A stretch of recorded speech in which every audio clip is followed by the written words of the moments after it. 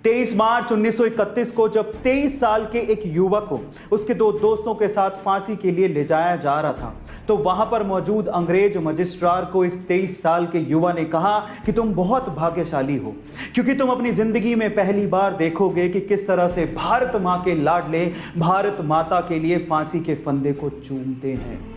वहां पर मौजूद चश्मदीदों ने यह तक कहा कि जिस तरह से ये तीन भारत माता के लाडले फांसी पर चढ़े, ऐसा फांसी लेते हमने ना किसी को आज तक देखा ना ही सुना।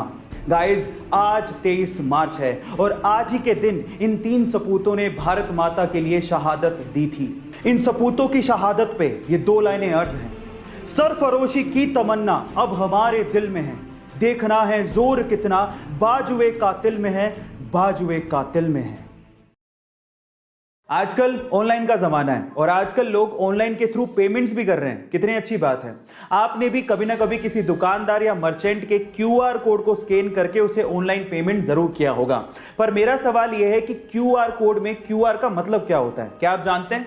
चलिए मैं आपको बताता हूं। इसका मतलब इसके काम में ही छिपा है। मान लीजिए कि क्यूआर कोड होता ही नहीं, तो आप पेमेंट कैसे करते हैं? आप उसका मोबाइल नंबर लेते हैं या अकाउंट नंबर लेते हैं, फिर उसे एंटर करते हैं, वेरीफाई करते हैं, फिर पेमेंट करते हैं।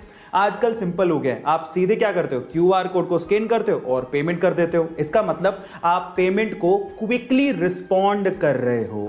इसका मतलब यही होता है क्यूआर, यानी कि क्विक रिस्पॉन्स।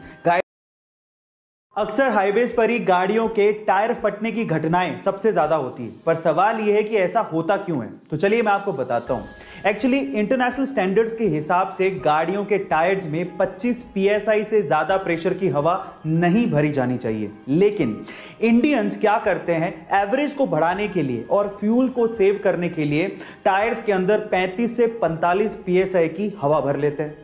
अब जब हाईवे पर वो गाड़ी दौड़ाते हैं तो टायर्स इतने गर्म हो जाते हैं कि अंदर की जो हवा है वो फैलने लगती है और फैलने से इतना ज्यादा प्रेशर बन जाता है कि टायर बर्स्ट हो जाता है, टायर फट जाता है। इसीलिए अपने गाड़ियों के टायर्स में 25 psi से ज्यादा की हवा ना भरें।